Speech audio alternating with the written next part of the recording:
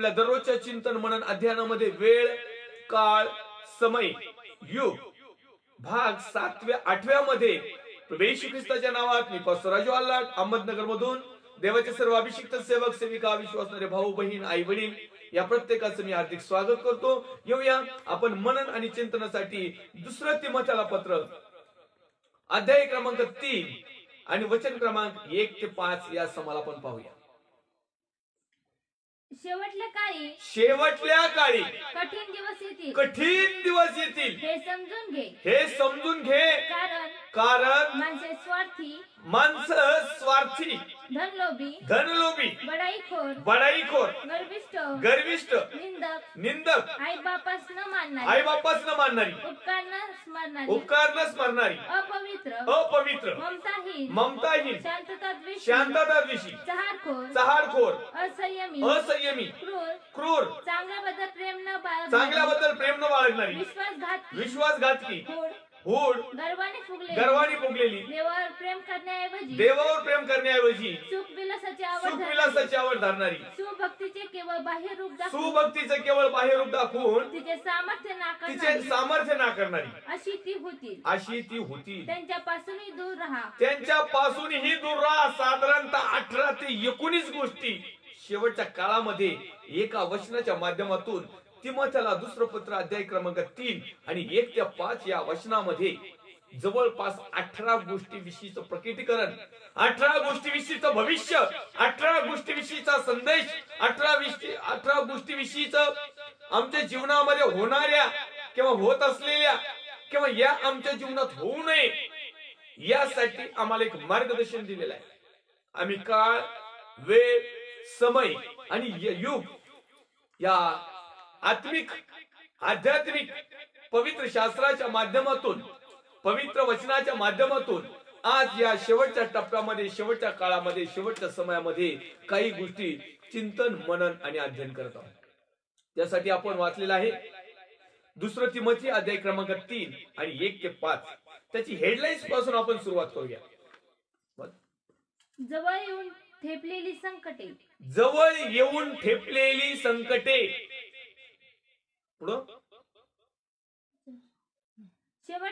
शेवटच्या काळी त्याची हेडलाईन्स आहे जवळ येऊन ठेपलेली संकट। हे आशीर्वाद नाहीत, हे चांगल्या गोष्टी नाहीत, हे सुखाच्या वैभवाच्या नाहीत, या भरभराटीच्या नाहीत, या आनंदाने हर्ष देणाऱ्या नाहीत, तर जवळ येऊन टेकलेली संकट या शेवटच्या टप्प्यामध्ये, शेवटच्या काळामध्ये म्हणजे ह्या काळामध्ये, ह्या युगामध्ये, ह्या वेळेमध्ये, ह्या समयामध्ये परमेश्वराचं वचन दुसरं तिमोथी अध्याय क्रमांक 3 आणि वचन क्रमांक 1 ते 5 मध्ये पौल साहेबांनी जवळपास आता त्याला नाही काहीतरी थोडेसे वर्ष कमी परंतु 2000 वर्ष 1900 वर्ष काहीतरी वर्ष जरा 1900 काहीतरी 50-60 असे वर्ष पूर्वी लिहिलेलं लिखाण आज या काळामध्ये, या युगामध्ये, या वेळेमध्ये, या समयामध्ये प्रत्यक्ष आलेला आहे। तर त्यामध्ये काय लिहिलेलं आहे पाहूया आपण। शेवटल्या काळी कठीण दिवस येतील। आज प्रिया हो, हे जे दिवस आहेत ते कठीण आहेत, जीवन जगण्यास कठीण आहेत, धार्मिकतेमध्ये कठीण आहेत, प्रापंचिक जीवनामध्ये कठीण आहेत, सांसारिक जीवनामध्ये कठीण आहेत, आत्मिक जीवनामध्ये कठीण आहेत, जगातल्या जीवनामध्ये कठीण आहेत, हाल अपेष्टाचे जर वेळ बघितलं त्याच्यामध्ये कठीण आहेत, हौस मौज करायची म्हटलं तरी कठीण आहेत। कारण सर्व प्रकारच्या गोष्टी या युगामध्ये, या वेळेमध्ये, या समयामध्ये परमेश्वराच्या सेवकाच्या माध्यमातून, त्या वचनाच्या माध्यमातून आज त्या घडत आहेत। याचा अर्थ आम्ही शेवटच्या काळात आहोत, याचा अर्थ आम्ही ह्या युगात आहोत, याचा अर्थ ही वेळ आलेली आहे, याचा अर्थ हा समय चालू झालेला आहे। काय कठीण दिवस येतील, किती काही करा परंतु कठीण, एकदम कणखर दगडासारखे एकदम घट्ट, प्रत्येक गोष्टीमध्ये कठीणपणा निर्माण झालेला आहे। मनुष्याच्या प्रेमामध्ये कठीणपणा निर्माण झालाय, मनुष्याच्या धार्मिकतेमध्ये कठीणपणा झालाय, मनुष्याच्या सर्व जीवन जगत असताना सर्व कठीण प्रसंगाला त्याला सामोरं जावं लागत आहे। कामकाजाचं जर पोर्शन घेतलं तर कठीण प्रसंगामधून आम्हाला जीवन जगावं लागतं। कठीण प्रसंगामधून आमचा संसार आम्हाला चालवावा लागतोय, कठीण प्रसंगामधून सेवा कार्य करावं लागत आहे. याचा अर्थ आज आम्ही त्या काळामध्ये आहोत जे 1950 म्हणा, 40 म्हणा, 70 वर्षापूर्वी जे पौल साहेबांनी जे तिमोथेला दुसरं पत्र लिहिलं त्याच्यातलं 3रा अध्याय आणि 1 ते 5 वचनामधलं प्रकटीकरण किंवा भविष्य किंवा त्या टायमिंगला सांगितलेली गोष्ट आज या काळामध्ये, या युगामध्ये घडत आहे, सत्य होत आहे. आणि म्हणून कठीण दिवस येतील नाही आले. याचा अर्थ काळ जवळ आला, याचा अर्थ समय जवळ आला, याचा अर्थ युग हे आता एंडिंगला चाललंय.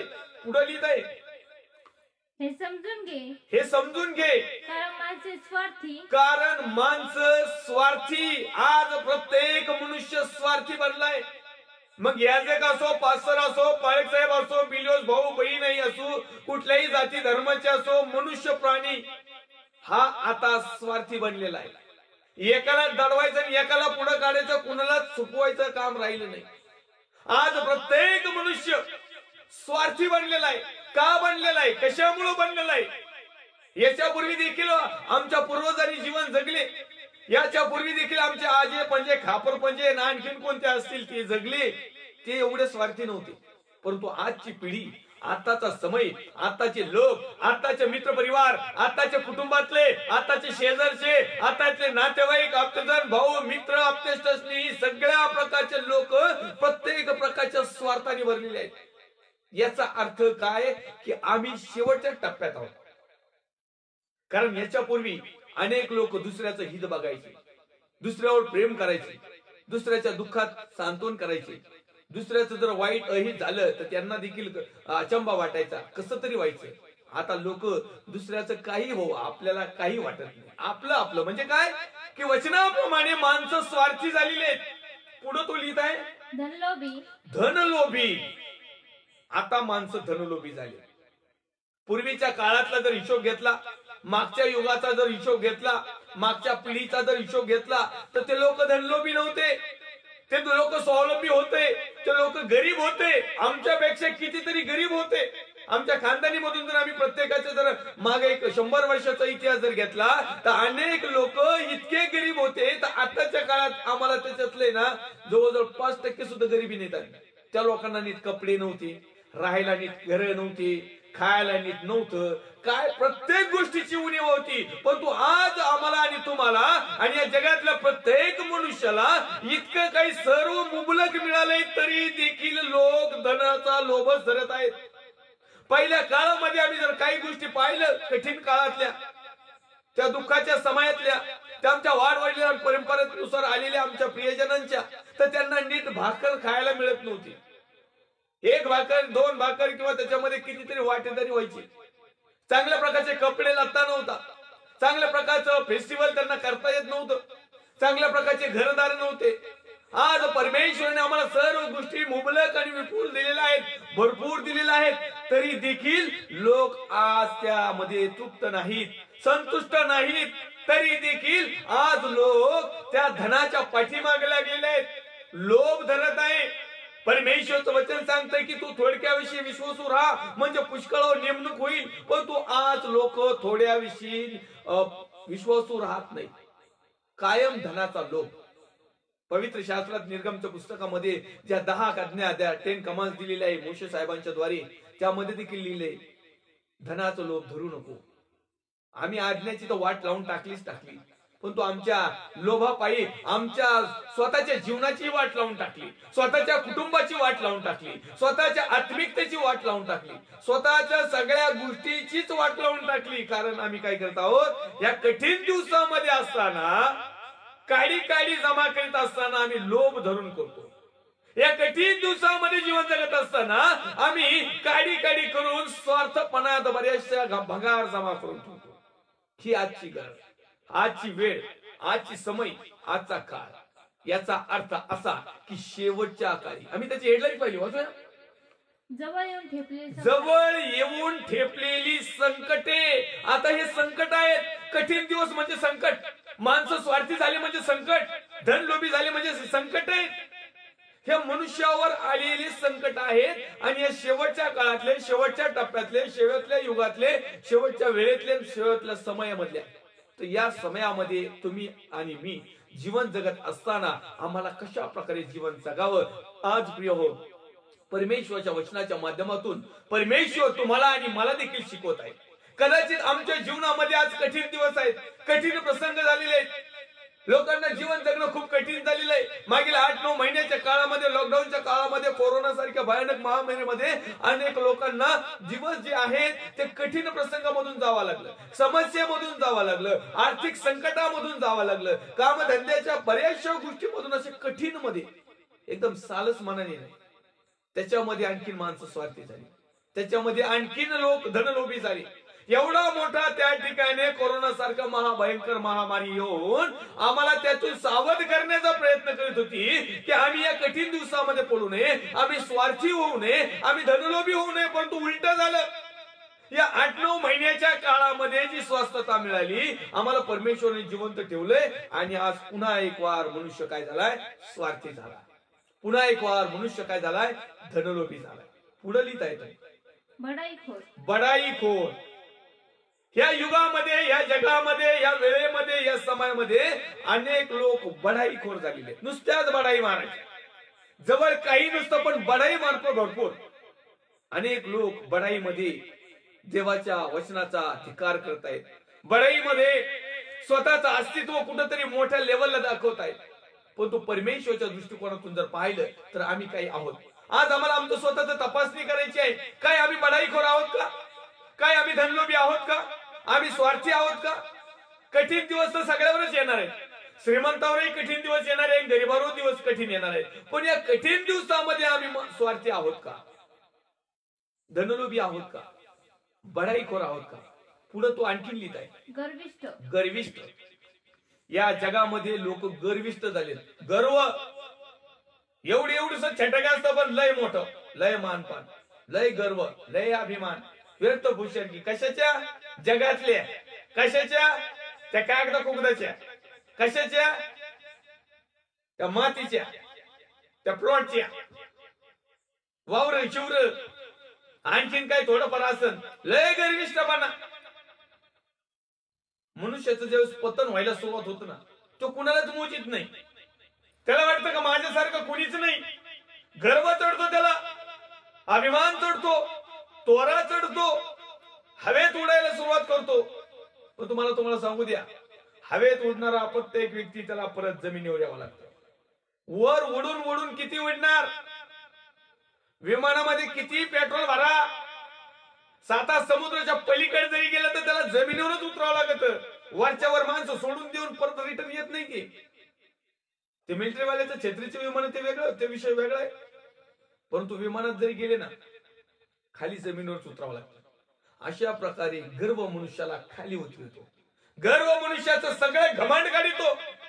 एकदा का गर्व आला, एकदा का गर्विष्ठपणा आला की मग त्याचं पतन सुरू होतं. आणि म्हणून माझ्या प्रिय भावांनो, बहिणींनो, आई आणि वडिलांनो, आमच्या जीवनामध्ये कुठल्याही प्रकारचा गर्विष्ठपणा येऊ नये. आमच्या जीवनामध्ये कुठल्याही प्रकारचा बडाईखोरपणा येऊ नये. आमच्या जीवनामध्ये कुठल्याही प्रकारचा धनलोभीपणा येऊ नये. आमच्या जीवनामध्ये कुठल्याही प्रकारचा स्वार्थीपणा येऊ नये. म्हणून तुम्हाला आणि मला या वेळेस, या समयाला जपायचं आहे. जर तुम्ही आणि मी जर जपलो नाही तर निश्चित अर्थाने आमचा नाश झाल्याशिवाय राहणार. ही युगा, या वेळात, या समयात आणि या काळामध्ये आज या गोष्टी घडत आहेत. ह्या घडत आहेत, आमच्या समोर घडत आहे. काही आमच्यामध्ये देखील आहेत. आता ह्या वाचणाऱ्या गोष्टीपैकी काही गोष्टी आमच्या जीवनात देखील आहेत.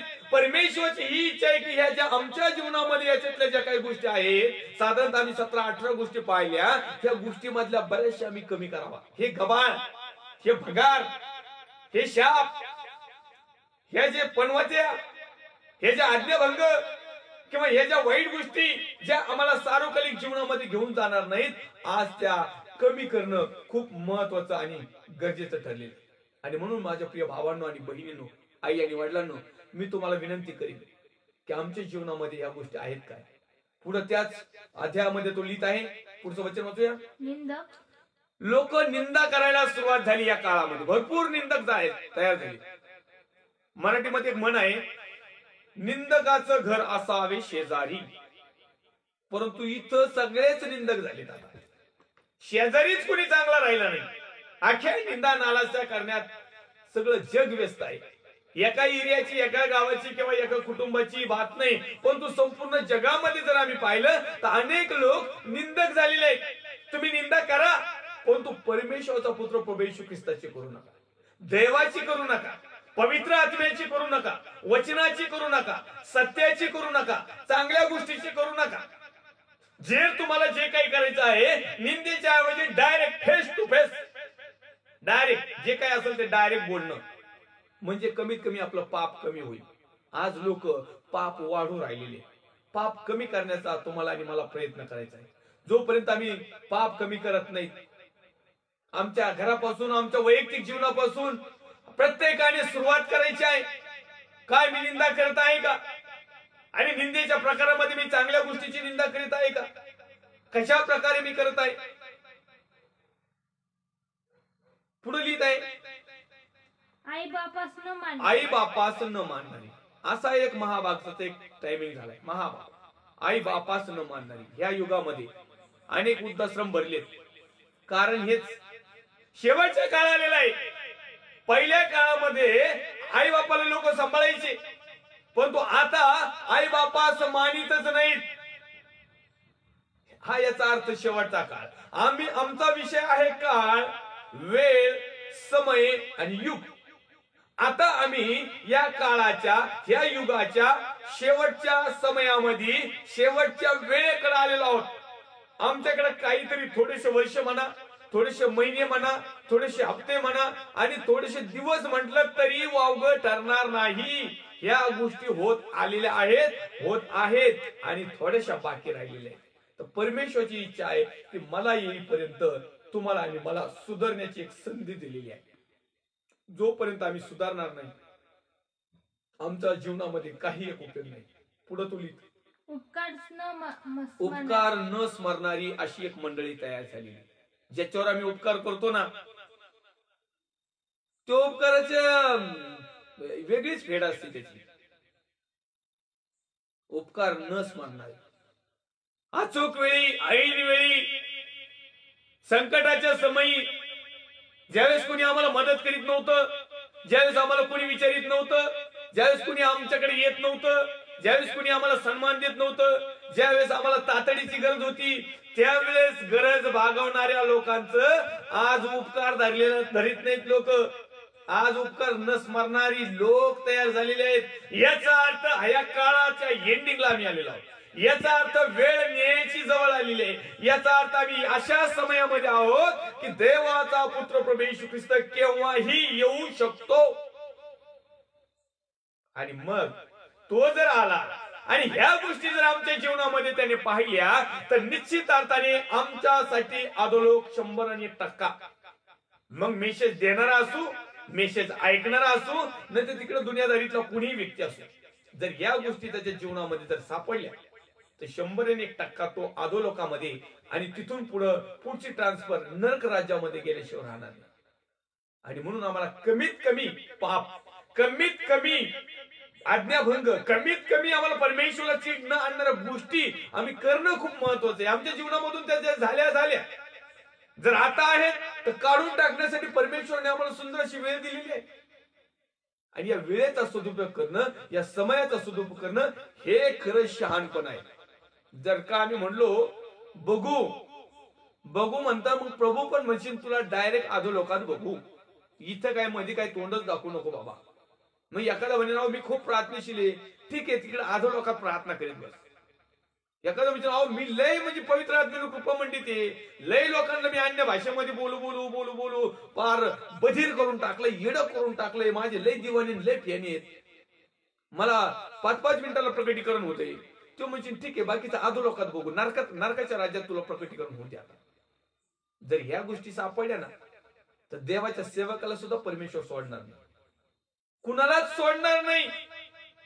आणि ज्यावेळेस न्याय होईल ना तर देवाच्या घरामधूनच सुरुवात होणार आहे.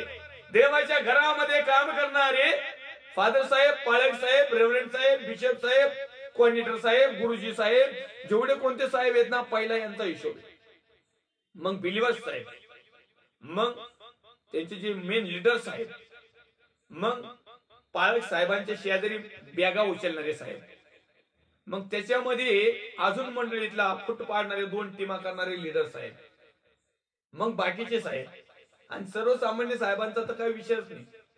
पुढे तो लिहित आहे अपवित्र. या शेवटच्या काळामध्ये अपवित्र जीवन जगत आहेत लोक, अपवित्रतेकडे वळलेले आहेत लोक.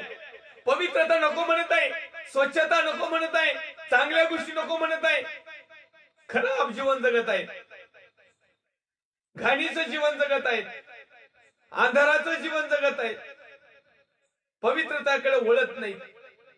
आज अनेक लोकांना अपवित्र मध्ये चांगलं वाटतं. तुम्हाला माहिती का अपवित्र कोण राहतं? डुक्कर, जे कायम गाळातच असतं, जे कायम घाणीतच असतं, जे कायम ते घाणच खातं.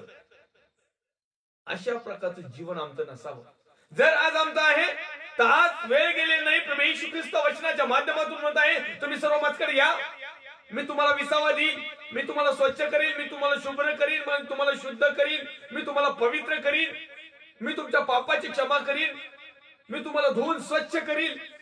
परंतु आज अनेक लोक प्रभू येशू ख्रिस्ताच्या रक्ताकडे वळत नाहीत, प्रभू येशूच्याकडे वळत नाहीत, वचनाकडे वळत नाहीत, सत्याकडे वळत नाही. ही गोष्ट खूप खेदाची आहे.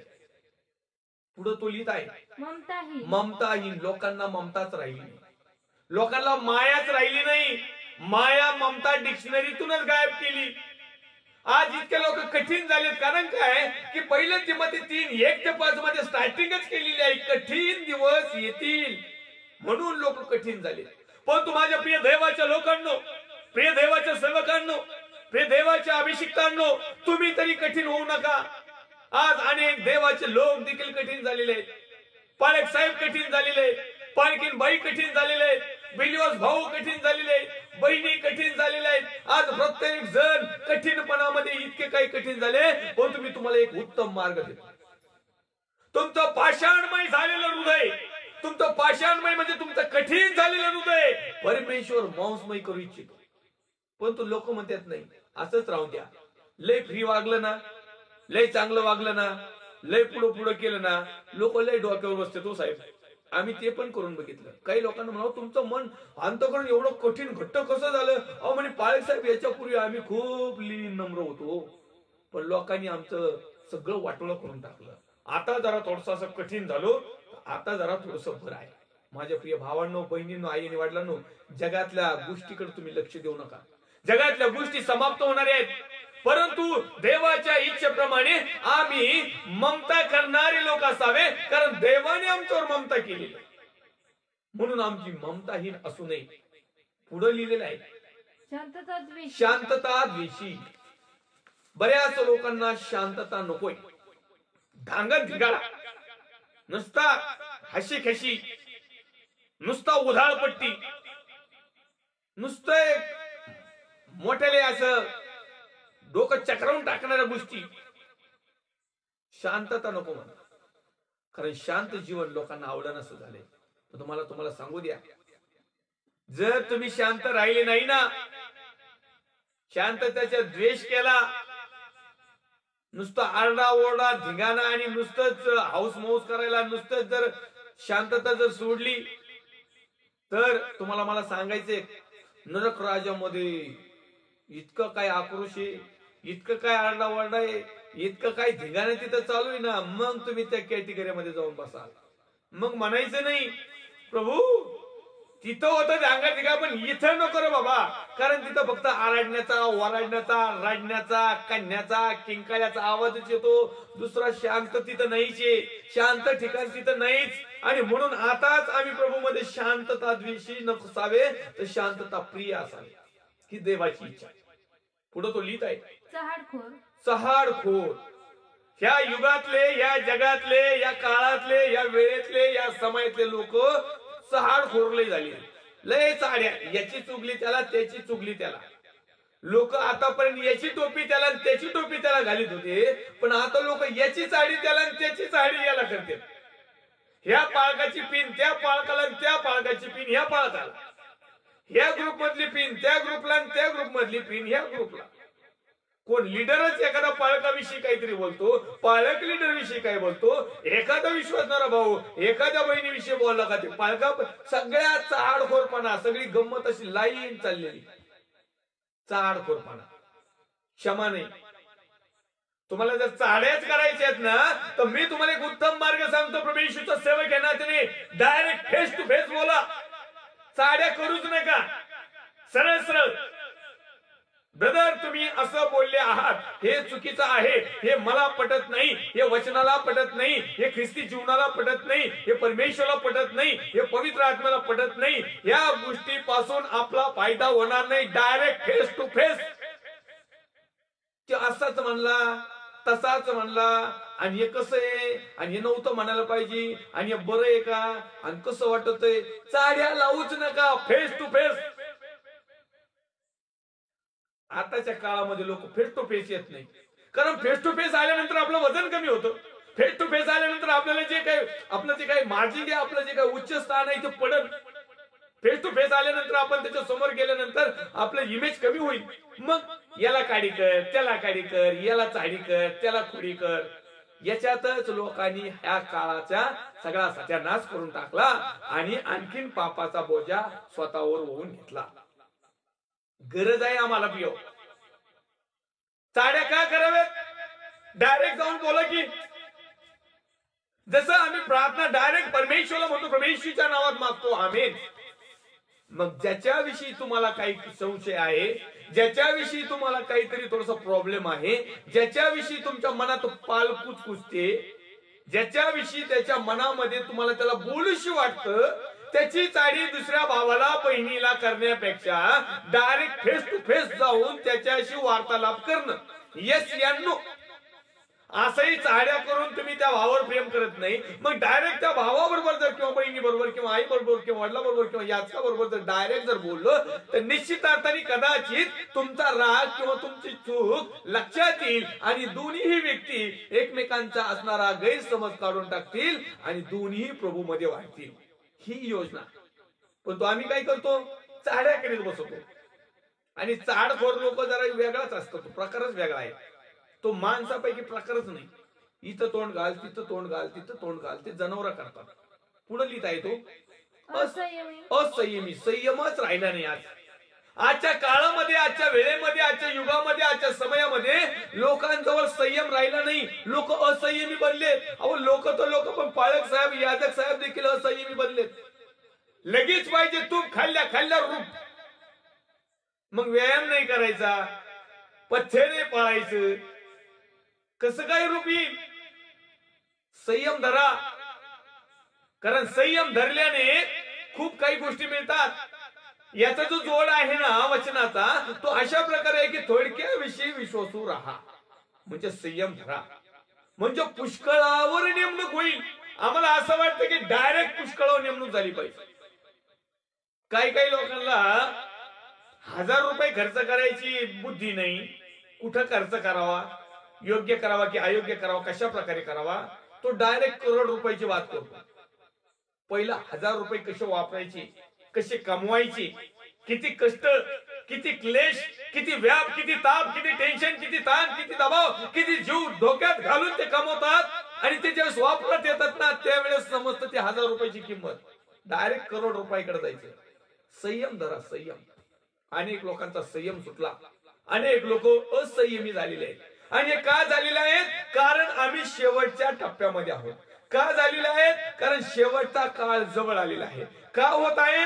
कारण शेवटची वेळ, घटिका समय आता चालू झालेला आहे. आणि म्हणून अनेक प्रकारच्या लोकांची कॅटेगरी आणि त्या लोकांमध्ये अशा वेगवेगळ्या प्रकारच्या गोष्टीने आज मनुष्याचं हृदय, अंतःकरण, विचार, वागणं, उठणं, बसणं आज एकदम पूर्णपणे अशा प्रकारे चाललेलं आहे. त्याच्यानंतर आम्ही पुढे त्या वाचनामध्ये लिहिलेलं आहे क्रूर. आज इतके काही लोक क्रूर झालेत. दया नाही, मया नाही, क्रूरता. क्रूरता ही विषय जो आहे, क्रूर जे भावना आहे, जे क्रूरता विषयी आम्हाला पाहायला मिळतं. जे राक्षस वृत्तीचे आहेत ना, राक्षस वृत्तीचे, ते क्रूर असतात. ते कुणावर दया माया करीत नाही. त्यांच्या डोक्यात टार्गेट. हातात सापडलं का क्रूर. क्रूर लांडगा. लांडग्याच्या हातात मेंढरो द्या बरं. तो डासाळल्याशिवाय सोडणार नाही, तुम्ही यांच्यावर कृपाच नाही करणार. म्हणजे क्रूर, आमच्यामध्ये क्रूरता म्हणजे राग आलेला आहे. आज मनुष्य हा इतका काय रागीट प्राणी झालेला आहे ना, विचारता सोय नाही. हे कुठून आहे, हे काय, हे कशासाठी आहे? आम्हाला विचारूया. पहिलं मी इतका रागिष्ट नव्हतो, पहिलं मी इतका क्रूर नव्हतो, पहिलं मी संयम धरायचो, कितकेही दिवस वाट बघायचो. आता मला संयम राहिला नाही. पहिलं मी चाडखोऱ्यापणा करीत नव्हतो, डायरेक्ट फेस टू फेस बोलायचो. आता मी चाडखोरपणा का करीत आहे? पहिलं मी शांत होतो, शांतता विषयी नव्हतो. पहिलं मी ममता करायचो, आता ममताही नाही. पहिलं मी पवित्र जीवन जगायचो, आता मी अपवित्र मध्ये चाललेलो आहे. पहिलं मी एखाद्याने उपकार केला तर मी त्याचे लोटांगण घ्यायचो, आता काही घेणं देणं नाही. केलंच तर बरं केलंच, काही उपकार नाही केला वरून म्हणायचं. पहिले मी आईबापास मानायचो, पहिलं मी निंदा करीत नव्हतो, पहिलं मी गर्विष्ठ नव्हतो. आता जर या गोष्टी माझ्या जीवनामध्ये आल्यात तर आज तुम्हाला मी वेळ परमेश्वराने दिलेला आहे, समय दिलेला आहे की आम्ही बदलावं. परमेश्वरला म्हणावं की प्रभू या गोष्टी माझ्यामध्ये नको आहेत, कारण या जर गोष्टी आहेत या काळाच्या शेवटच्या आहेत आणि या वेळेच्या समयाच्या आहेत आणि याच समयाला तू येणार आहे. आणि याच गोष्टी जर माझ्या जीवनामध्ये दिसल्या तर प्रभू तुझ्या सुखलोकात किंवा स्वर्गाच्या राज्यात मला प्रवेश मिळणार नाही. माझी इच्छा आहे की मी स्वर्गाच्या राज्यामध्ये असावं, सुखलोकामध्ये असावं, तुझ्या बरोबर असावं, तुझ्या संत गणाबरोबर असावं, पवित्र लोकांबरोबर असावं, देवदूताबरोबर असावं. परंतु आज माझ्या जीवनामध्ये जर कदाचित आम्हाला तपासायचं आहे, आम्ही वैयक्तिक कुठल्या एकावर टार्गेट करत नाही किंवा कुठल्या वैयक्तिक एखाद्या मनुष्याचा दोष दाखवत नाही, तर परमेश्वर तुमचा, माझा आणि संपूर्ण जगातल्या लोकांचा या वचनाच्या माध्यमातून आज आमची कान उघडली आहे. आज आम्हाला मसलत आहे, आज आम्हाला सल्ला आहे, आज आम्हाला संधी आहे, आज आम्हाला गोल्डन चान्स आहे. आज आम्हाला मन फिराव, सुधारणा, पश्चाताप, नवीकरण यासाठी ही वेळ दिलेली आहे, यासाठी आज समय दिलेला आहे, यासाठी आजचं वचन आहे प्रिय. परंतु लोक या वचनाकडे दुर्लक्ष करत आहेत. लोक आणखीन आणि आणखीन त्या पापामध्ये, त्या शापामध्ये वाहवत चाललेले आहेत. आणखीन आणि आणखीन लोक क्रूरतेकडे चाललेले आहेत. पुढे लिहिता येतो चांगल्याबद्दल प्रेम न बाळगणारी, चांगल्याबद्दल प्रेम न बाळगणारी. आताची जी पिढी आहे, आताचा जो समय आहे, आताचा जो वेळ आहे, आताचा जो काळ आहे, चांगल्याबद्दल प्रेम न बाळगणारी. जे चांगले आहेत ना त्यांच्याबद्दल प्रेमच नाही हो. अहो लोक छोट्या भामट्यावर प्रेम करतात परंतु चांगल्या माणसावर प्रेम करीनात. लोक लुबाडणाऱ्याची वाहवा करतात परंतु चांगल्या सेवकाची वाहवा करत नाही. लोक लुटणाऱ्या सेवकाला प्राधान्य देतात परंतु सत्य सांगणाऱ्या सेवकाचा कधीच प्रेम करत नाही. खेद आहे, खेदाची गोष्ट आहे, लाजीरवाणी गोष्ट आहे. लोक दुष्टाला मानतात परंतु पवित्र आत्म्याला मानत नाही. लोक, आजचे समाजाचे लोक, आजच्या युगातले लोक, आजच्या वेळेतले लोक, आजच्या समयातले लोक चांगल्याबद्दल प्रेम न बाळगणारे, जे डुप्लिकेट आहेत, भोंदूगिरी करतात, फसवेगिरी करतात, टाळवर लोणी काढतात, केसानी गळा कापतात, प्रकाशातून अंधारात नेतात, चांगल्या गोष्टीतून वाईट गोष्टीची वळण लावतात, यांच्यावर प्रेम करतात, यांच्या सानिध्यात राहतात आणि स्वतःच अहित करून घेतात, स्वतःवर देखील शाप ओढून घेतात, स्वतःच त्या ठिकाणी खच्चीकरण करून घेतात, स्वतः गाळात जातात, स्वतः शापात जातात. जर आम्ही चांगल्याबद्दल प्रेम जर बाळगणारी जर असलो, चांगल्याबद्दल प्रेम बाळगणं म्हणजे काय, चांगलं काय आहे? देव चांगला आहे त्याच्यावर प्रेम करणं, पवित्र आत्मा चांगला आहे त्याच्यावर प्रेम करणं, देवाचं वचन चांगलं आहे त्याच्यावर प्रेम करणं, देवाकडून आलेलं सत्य चांगलं आहे त्याच्यावर प्रेम करणं, परमेश्वराचं भय धरणारे पालक साहेब, याजक साहेब, फादर साहेब, रेव्हरंड साहेब, बिशप साहेब यांना चांगलं चांगलं बाळगणं, चांगलं म्हणणं, आदर करणं, सन्मान करणं, सत्कार करणं हे गरजेचं आहे. आज जे लुटीत आहेत ना त्यांच्यावर प्रेम, जे साधी सुधी प्रार्थना करते ते याला काय येते, याला पवित्र आत्मा नाही, याला प्रकटीकरण नाही, याला काही आमच्या विषयी भविष्य समजत नाही, आमच्या विषयी काही सांगतही नाही, याला काही जमतंय. आणि जे डुप्लिकेट भविष्य सांगतात ना, एकच नंबर, वा वा वा किती छान. जे तेलाच्या बाटलीचे 2-2 हजार घेतात ना, एकच नंबर पाळक साहेब, पालकीन बाई. जे पाण्याच्या बाटल्या भारून देतात ना, मी त्या शब्द प्रार्थना करून नाही म्हणणार, भारून देतात ना विकत, प्रार्थनाच करतात, पण त्याला माझ्या जगिक भाषेमध्ये त्याला भारणं म्हणतात. कारण भारून देणाऱ्याकडून एखादी गोष्ट आणली ना, सैतानाच्या बंधनातल्या तांत्रिक माणसाकडून ते पैसे घेतात. तशा प्रकारे पैसे घेणारे जे असतात ना, ते भारून देणारे म्हणता येईल. अशा लोक प्रेम करतात, परंतु देवाचे सत्य सेवक यांच्यावर प्रेम करत नाही. बिलिओस भाऊ बहीण आई वडील प्रेम करत नाही, याजक साहेबावर प्रेम करत नाही. याचा अर्थ आम्ही शेवटचा काळ डेफिनेटली 101% आमच्या जवळ ठेपलेला आहे. जवळ वेळ समय जवळ आलेला आहे, जे अर्थी आम्ही चांगल्याबद्दल प्रेम बाळगत नाही. अहो, डुप्लिकेट लोकांची वाहवा करतो. लाईव्ह सेशनला मी पाहतो फेसबुकला, अनेक बहिणी डोक्यावर ओढणीनं घेऊन येत, पदर घेत नाहीत, कुठल्याही प्रकारचं धर्माचरण करीत नाही. हे भलती मेकअप फाशीच्या तोंडाला पाय सगळा खराब करून येतात, सगळं डुप्लिकेट चेहरा करून येतात. परमेश्वराने जसं बनवलं तसं न राहता वेगळ्याच पद्धतीने येतात.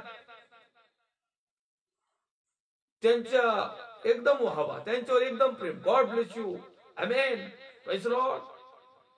पण कोणीच म्हणणार नाही सिस्टर साहेब पालकीन बाई डोक्यावर काहीतरी घ्या, म्हणतच नाही. त्यांच्यावर प्रेम करतात. ही पिढी, ही व्यभिचारी पिढी, ही कामातून गेलेली पिढी, ही नरक राज्याकडे चाललेली पिढी, ही अधोलोकाकडे वाटचाल करणारी पिढी.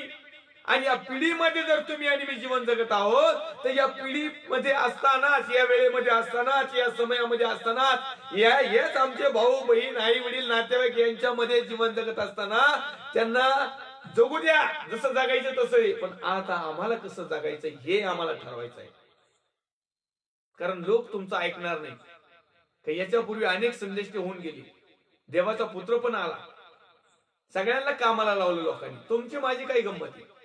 आम्ही त्यांना फक्त परमेश्वराची इच्छा आहे की माझं वचन लोकांपर्यंत पोहोचावं, माझं सत्य त्यांच्यापर्यंत पोहोचावं, जेणेकरून न्यायच्या दिवशी म्हटलंच नाही पाहिजे लोक का प्रभू आम्हाला हे वचन माहित नव्हतं, कोणत्या पाळक साहेबांनी सांगितलं नव्हतं. म्हणून प्रभू तुम्हाला आणि मला या गोष्टी शिकवत आहे आणि लोकांपर्यंत पाठवण्यास, लोकांपर्यंत शेअरिंग करण्यासाठी, लोकांपर्यंत पोहोचवण्यासाठी देवाचा पुत्र प्रभू येशू ख्रिस्ताने तुमची आणि माझी निवडणूक केलेली आहे की जर तुम्ही आणि मी चांगल्याबद्दल प्रेम बाळगणारे असलो तर. आम्ही चांगल्याबद्दल प्रेम बाळगणारे नसलो तर विषय सोडून द्यायचा. पुढे लिहिता येतो विश्वासघातकी. एक नंबरचं आताच युग काय आहे? विश्वासघातकी. परमेश्वरचं वचन आम्हाला काय सांगतंय? विश्वासहीन असू नकोस, विश्वासघातकी असू नकोस, तो विश्वास ठेवणारा राहा. आज अनेक लोक विश्वासघात करतात.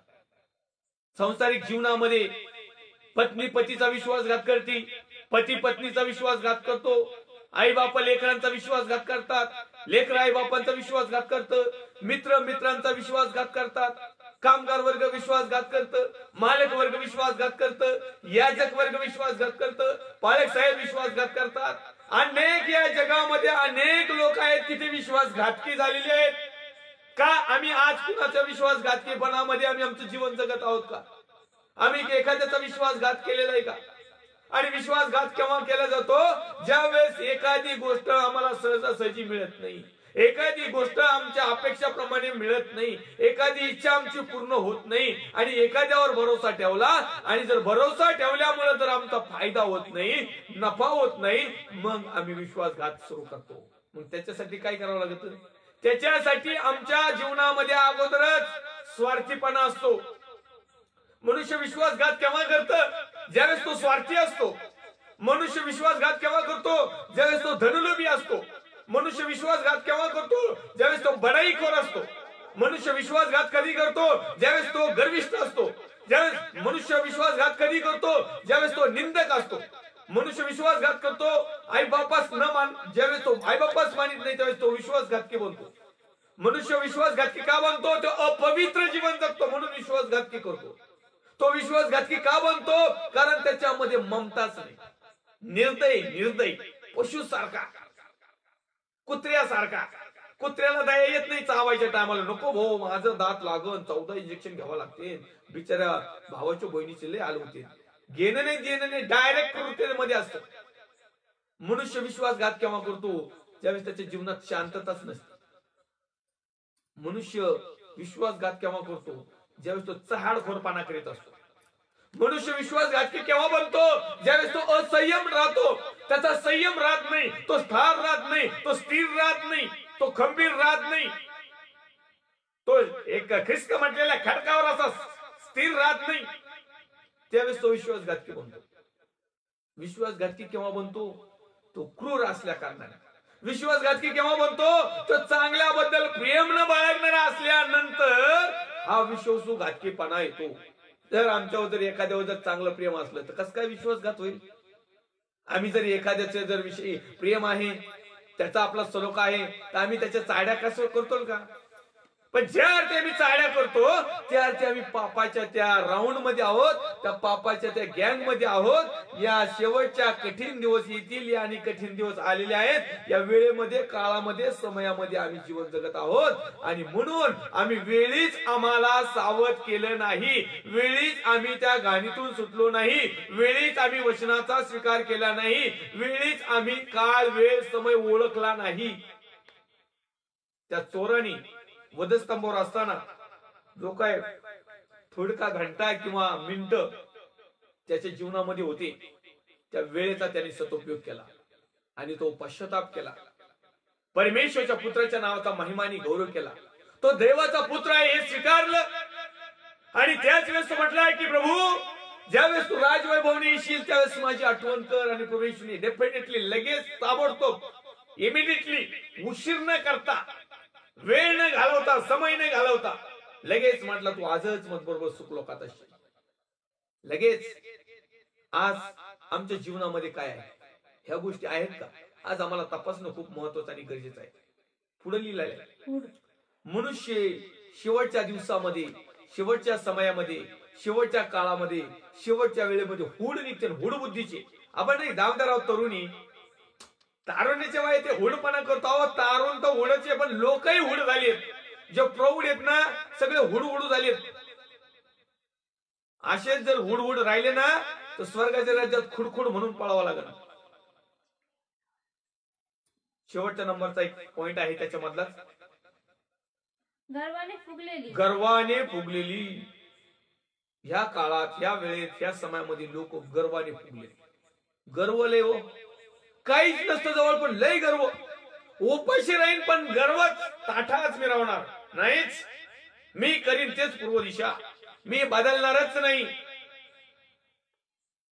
मग साधी पत्र्याची टपरी वडापावची जर हॉटेल बनते, तर प्रभूला हॉटेलची परत एकदा वडापावची टपरी टाकायला वेळ नाही लागणार.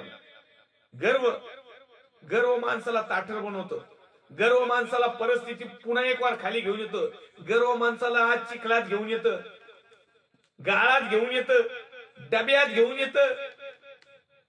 गर्व माणसाचं सगळं जोखडं मोडीत. गर्व आला ना, गर्वाने फुगला ना, असाच पोट फुगून मरतो माणूस. मग गर्व माणसामध्ये आला ना, सगळा ताठरपणा निघून जातो.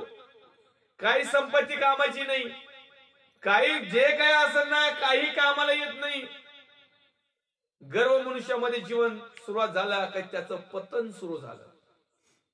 आमचं पतन होऊ नये, आमची रवानगी तिकडे जाऊ नये, मार्ग सत्य म्हटलेला रस्ता हुकू नये, सार्वकालिक जीवनाकडे जाणाऱ्या रस्त्यातून माग पाय घसरू नये, शॉर्टकट मारून अधोलोकात नरकाकडे तो रस्ता जाऊ नये.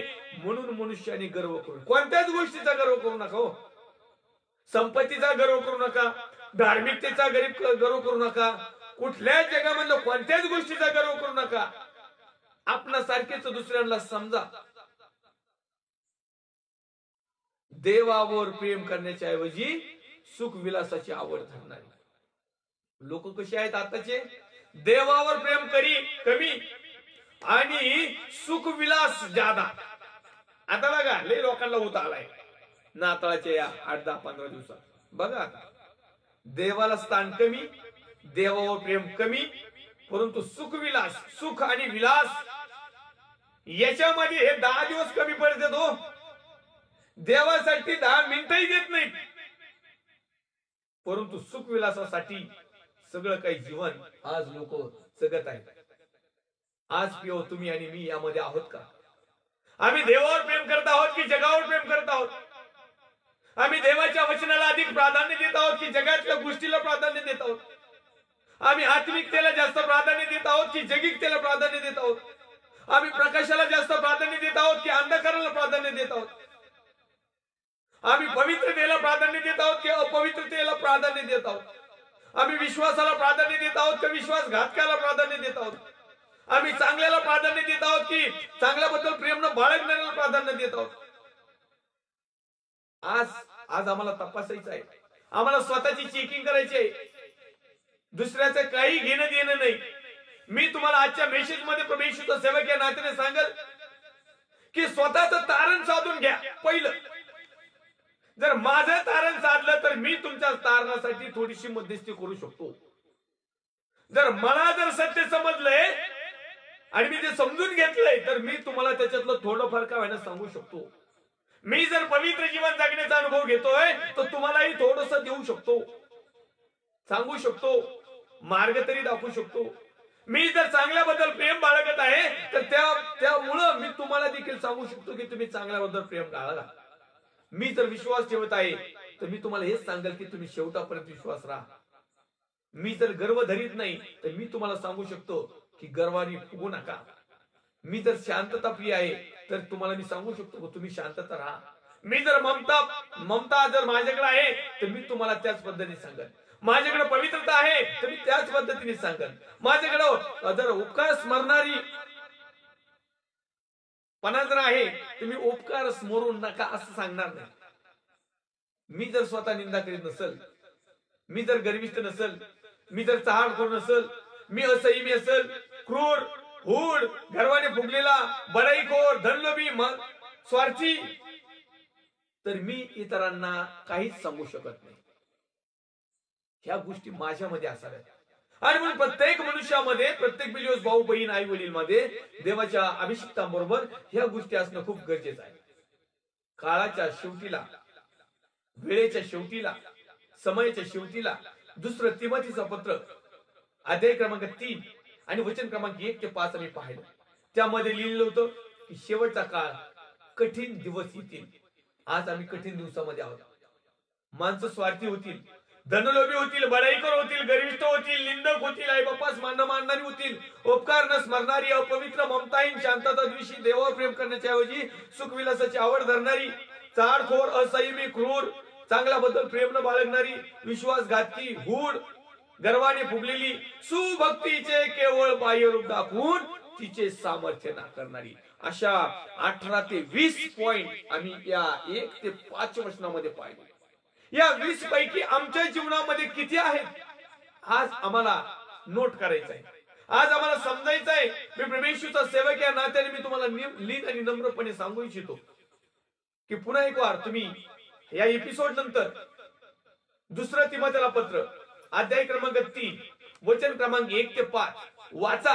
प्रत्येक शब्दावर अंडरलाईन करा, आकडे मोजा आणि तुमचं जीवन, माझं जीवन, आम्ही प्रत्येकाने आज एक कृती करायची, अनुकरण करायचं, क्रिया करायची, कर्म करायचे, कार्य करायचं. ह्या गोष्टी मधल्या 20 पॉइंट मधल्या माझ्या जीवनामध्ये किती चांगले पॉइंट आहेत, ह्या 20 पैकी माझ्या जीवनामध्ये किती खराब आहे. आज आम्हाला जर हे समजलं, तुम्ही आणि मी हे जर समजून घेतलं तर निश्चित अर्थाने माझ्या माहितीप्रमाणे पवित्र आत्म्याच्या प्रेरणेने वचनाच्या माध्यमानुसार देवाच्या सत्यानुसार जर यामध्ये तुम्ही जर बदल करून घेतला तर निश्चित अर्थाने मी बॉन्ड पेपरवर लिहून देतो की तुम्ही सुख लोकांमध्ये स्वर्गाच्या राज्यामध्ये जाण्यासाठी सक्षम बनाल, तयारी कराल. पण जर का या 20 पैकी अशाच गोष्टी तुम्ही ठेवल्या आणि आणखीन गलती 5:22 मधले, त्याच्यानंतरचे फळ 22 मधले नाही, त्याच्या नंतरच्या खालच्या 2-4 वळी नंतरचे जगातले फळ जर का तुम्ही आणखीन याच्यात घातले, मग समजून जायचं का आपलं तिकीट कन्फर्म आहे. अधोलोक एक्सप्रेस, नरक एक्सप्रेस, बस इथं बसायचं, सरळ तिथं उतरायचं, टेन्शन मध्ये कुठंच नाही. आणि म्हणून माझ्या प्रिय भावांनो, बहिणींनो, आईने वडिलांनो, सुभक्तीचे केवळ बाह्य रूप दाखवून तिचे सामर्थ्य नाकारणारी, आम्ही वाचूया शेवटची लाईन, सुभक्तीचे केवळ बाह्य रूप म्हणजे बाहेरचं स्वरूप दाखवून तिचे सामर्थ्य नाकारणारी अशी ती होती. त्यांच्यापासून दूर राहा कृपा करून. Don't touch that man. त्या माणसाला स्पर्शही करू नका. त्या माणसाचं क्षेमकुशल विचारू नका. त्या माणसाचं आगत स्वागत करू नका. त्या माणसाला hello hi praise Lord good morning काहीच करू नका. काय फायदाच नाही हो. जर सुभक्तीचे चांगल्या प्रकारच्या भक्तीचं आव आणणारी, मेकअप करणारी, पांघरून घालणारी, नाटकं करणारी, शूटिंग करणारी, बाह्य स्वरूपात जीवन जगणारे लोक ओरिजिनल परमेश्वराचं सामर्थ्य नाकारतात. ओरिजिनल परमेश्वराचे वचन नाकारतात. ओरिजिनल परमेश्वराचं सत्य नाकारतात. ओरिजिनल पवित्र आत्म्याला नाकारतात. ओरिजिनल चांगलं जीवन नाकारतात आणि जगाला बाह्य स्वरूपाचा देखावा दिसावा म्हणून आज अनेक लोक गव्हाणी करतात. येशू बाळाला ठेवतात, मेंढरांना ठेवतात, मरिया योसेफाला ठेवतात, उंट आणतात, 3 राजे आणतात, त्याच्यात गवताचं काढे बनवतात, मस्तपैकी लाइटिंग करतात. सुभक्तीचं केवळ बाह्य रूप. याच्यापेक्षा दुसरं उत्तम उदाहरण काय? सध्याच्या काळामध्ये, सध्याच्या वेळेमध्ये, सध्याच्या समयामध्ये आणि या डिसेंबरच्या नाताळाच्या महिन्यामध्ये सुभक्तीचं केवळ बाह्य रूप. आज आम्ही अशा प्रकारे सुभक्ती करत आहोत का? सुभक्ती बाह्य असावी नसते. सुभक्ती बाह्य स्वरूपाची नसते. सुभक्ती आंतर स्वरूपाची असते. आणि म्हणून परमेश्वराचं वचन मला सांगतं, मनुष्य ज्यावेळेस एखाद्या मनुष्याला पारखतो, तपासतो, चेक करतो, त्याने भिंगाचा काचाचा मोठा गॉगल जरी लावला तरी तो बाह्य स्वरूप पाहतो, बाह्य हालचाली पाहतो, बाह्य गोष्टीवरून त्याचं काय बाह्य स्वरूप पाहून त्याला चेक करतो, सर्च करतो. परंतु परमेश्वराचं पाहणं तसं नाही. परमेश्वर अंतःकरण पारखणारा देव आहे. परमेश्वराला अंतःकरणाची सुभक्ती आवडते. परमेश्वराला बाह्य स्वरूपाची सुभक्ती आवडत नाही. आज या शेवटच्या टप्प्यामध्ये, शेवटच्या युगामध्ये, शेवटच्या वेळेमध्ये, शेवटच्या समयामध्ये, या कठीण दिवसामध्ये आज लोक केवळ सुभक्तीचं केवळ बाह्य रूप दाखवत आहेत. प्रियो, तुम्हाला आणि मला बदलण्याची वेळ आहे. परमेश्वराच्या दृष्टिकोनातून आत्मिक स्वरूप, आध्यात्मिक स्वरूप, धार्मिक स्वरूप, सत्याचं स्वरूप, आत्म्याचं स्वरूप, वचनाच्या स्वरूपानुसार ज्यावेळेस आम्ही आमची धार्मिकता दाखवू, ज्यावेळेस आमचं स्वरूप परमेश्वराला दिसल आणि लोकांना देखील दिसल, त्यावेळेस परमेश्वराच्या दृष्टिकोनातून आम्ही चांगल्या गोष्टी करू. परंतु या ठिकाणी लिहिलं आहे की सुभक्तीचे केवळ बाह्य रूप दाखवून तिचं सामर्थ्य नाकारणारी, देवाचं सामर्थ्य नाकारणारी कुटाळशी मंडळी तयार झालेली आहे. ग्रुप तयार झालेले आहेत, संस्था तयार झालेल्या आहेत, मिनिस्ट्र्या तयार झालेल्या आहेत, छोटे मोठे ग्रुप तयार झालेले आहेत. बाह्य स्वरूप, बाह्य देखावा, सगळं बाह्य. असेच बाहेरच्या बाहेर नरकात जातील, असेच बाहेरच्या बाहेर अधोलोकात जातील, असेच बाहेरच्या बाहेरच तिकडच, आतमध्ये नोईन एंट्रीच नाही हो. स्वर्गाच्या राज्याच्या तिथं आसपास भटकायचंच नाही. कंपाऊंड जवळ सुद्धा. आपला वेळ समाप्त होत आलेला आहे. आपला काळ वेळ समय या विषयावर आपण चिंतन मनन अध्ययन करत आहोत. पुढच्या भागामध्ये आणखीन याविषयी पाहूया. परंतु मेसेज बंद करण्याच्या अगोदर मी तुम्हाला एक गोष्ट सांगू इच्छितो. परमेश्वराच्या वचनामध्ये योहान कुशवतावनामध्ये अध्याय क्रमांक जर पाहिलं 3, 4 या 2 गोष्टी जर पाहिल्या ना 2 अध्यायामध्ये, तर त्यामध्ये लिहिले पाण्याने जन्मल्याशिवाय स्वर्गाचं राज्य पाहू शकत नाही. पाहणं फक्त पाहायचं, त्याच्यासाठी पाण्याचा जन्म. आणि अग्नीने किंवा आत्म्याने जन्मल्याशिवाय स्वर्गाच्या राज्यात प्रवेश नाही. हे दुसऱ्या गोष्टी. आज मग सांगा, ज्यांचा पाण्याचा बाप्तिस्मा झाला नाही त्यांना स्वर्गाचं राज्य पाहायचा सुद्धा चान्स नाही ना. भितडी जवळ आहे, बघायचंच नाही. अहो, यांच्या स्वप्नात सुद्धा येणार नाही. हे नुसतं बुचकाळून पाण्यातून वर आलेले बॅप्टिझम झालेले जे बिलीवर्स भाऊ बहीण आई वडील आहेत ना, तुम्ही असं म्हणूच नका की आमचं बाप्तिस्म झालं ना आम्ही स्वर्गाचं राज्य पाहू शकतो. नाही, नवीकरण झाल्याशिवाय तुम्ही पाहू शकणार नाही. आणि ते नवीकरण आमच्या जीवनामध्ये शेवटच्या टोकापर्यंत आत्म्याच्या सामर्थ्याने प्रेरणेने एंड पर्यंत आम्ही टिकल्याशिवाय स्वर्गाच्या राज्यात जाऊ शकणार नाही. वचनाचं जरा थोडस मनन चिंतन अध्ययन करत जा. अनेक लोक उचलली जीवन लावली टाळ्याला. वचन दिले, आमचा बाप्तिस्म झाला आम्ही पाहू. वचन दिले, आम्हाला पवित्र आत्मा मिळाला आम्ही जाऊ स्वर्गात. अरे पश्चाताप नाही, परिवर्तन नाही, नवीकरण नाही, आणि झालं बाप्तिस्म. खबा खबा डबा डबा रबा रबा आबा आबा म्हणायचं, झालं पवित्र आत्मा. चालले स्वर्गाच्या राज्यात. खाऊ आहे का स्वर्गाच्या राज्यात जायचं? शेवटचा काय आहे पिओ? शेवटचा समय आहे, शेवटचा वेळ आहे. आता तरी आलेली संधी सोडू नका. आता तरी परमेश्वराकडे वळा, कारण हे कठीण दिवस आहेत. माणसं सगळे बिचललेत, कोणीच धोरणावर राहिले नाही. पशु तुल्य समान माणसं झालेली. आज आम्हाला त्या जनावरातून माणसाचं स्वरूप येऊ द्या, कारण आमची निर्मिती माणसाची. माणसासारखं वागा, जनावराची नाही. अनेक लोक जनावरासारखे सैराट झाले, सैराट गैराट. या ठिकाणी आपण थांबूया. पुढच्या नेक्स्ट टाइमला आपण पुन्हा एक वार पाहूया. काळ, वेळ, समय भाग 9 मध्ये आम्ही काही गोष्टी पाहणार आहोत. येऊया, छोटीशी प्रार्थना करूया. पवित्र थोर सेनाधीश देव बाप्पा, जसे तसे तुझ्या पवित्र हातामध्ये तू प्रभू येशू ख्रिस्ताच्या नावामध्ये मी तुझे आभार मानतो. या शेवटच्या समयाला तू सुंदर अशा गोष्टी वचनाच्या माध्यमातून मला स्वतःला देखील शिकवल्यास आणि तुझ्या प्रिय लेकरांपर्यंत फेसबुकच्या माध्यमातून घेऊन गेलास, युट्यूबच्या माध्यमातून घेऊन जात आहेस, त्याबद्दल मी तुझे आभार मानतो. प्रभू येशूच्या नावात या पत्रामध्ये लिहिलेल्या, या वचनामध्ये लिहिलेल्या प्रत्येक गोष्टीचं आम्ही आज चिंतन करावं, मनन करावं. आमच्या जीवनामध्ये त्या गोष्टी असेल तर त्या आम्ही काढून टाकाव्यात आणि स्वर्गीय राज्यातल्या चांगल्या गोष्टी आम्ही त्या भराव्यात, अशी तू कृपा कर. मी प्रार्थना करतो प्रभू येशू ख्रिस्ताच्या नावामध्ये माझ्या भारत देशासाठी, महाराष्ट्र राज्यासाठी, महाराष्ट्र राज्याचे मुख्यमंत्री माननीय उद्धवजी साहेब, त्यांची सर्व टीम, सर्व police department, doctor department, nurses, सेवाभावी संस्था, वैयक्तिक लोक, बिलीवर्स भाऊ बहीण आई वडील, देवाचे अभिषिक्त सेवक सेविका, सर्व प्रकारच्या संस्था, मिनिस्ट्रिया, सर्व प्रकारचे परमेश्वर छोटे मोठे बिलीवर्स ग्रुप, त्यांचे याजक, पास्टर, पाळक साहेब, सर्वजण तुझ्या पवित्र हातामध्ये येतो.